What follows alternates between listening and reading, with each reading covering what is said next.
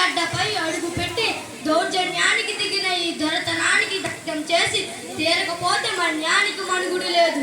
నిత్యం చచ్చే కన్నా వీరినిగా పోరాడి చావడం చెప్తాం.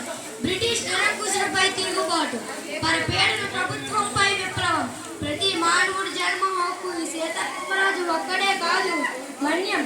వీరులు కొనుగూపినంత వరకు సీమతరుల శబ్దం భారత ఖండంలో వినిపించ వీలు లేదు. సింహాలు వేయించే సీమలో నక్కలకు స్థానం ఉండరాదు. పులినైనా పిలిచి చంపగల మన్య జాతి తలుచుకుంటే ఈ దినలకు ధృతిలో గతులు మతులు లేకుండా చేయగలరు.